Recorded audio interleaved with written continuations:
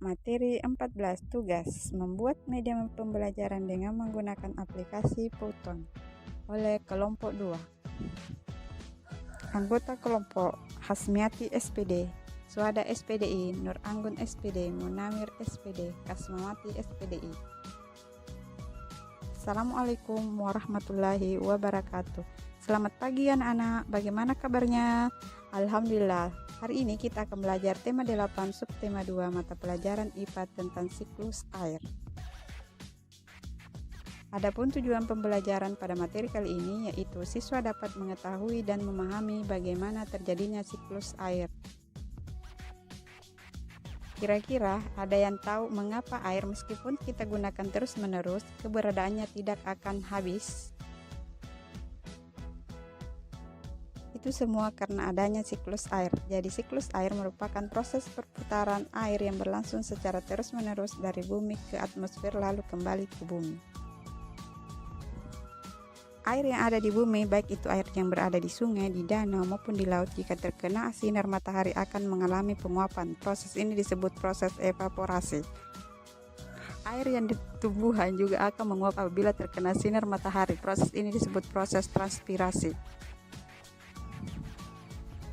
Setelah itu, awan ditiup oleh angin hingga berkumpul di atmosfer. Semakin naik ke atas, suhu awan akan semakin dingin. Awan yang suhunya dingin ini berkondensasi menjadi titik air. Perhatikan gambar berikut. Air jika terkena sinar matahari akan menguap dan membentuk menjadi awan, kemudian tertiup angin ke atmosfer dan terbentuklah titik air yang dinamakan hujan. Kondisi ini menyebabkan uap air berubah wujud menjadi butiran-butiran air yang kita kenal dengan sebutan hujan.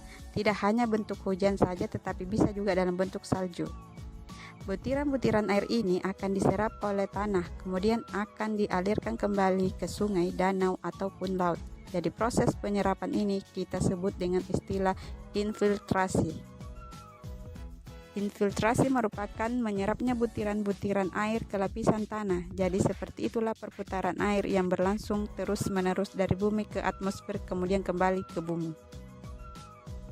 Maka dari itu, meskipun air kita gunakan secara terus-menerus, namun keberadaannya tidak akan pernah habis.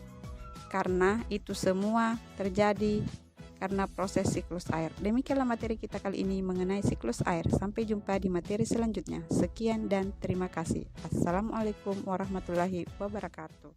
Created using Powtoon.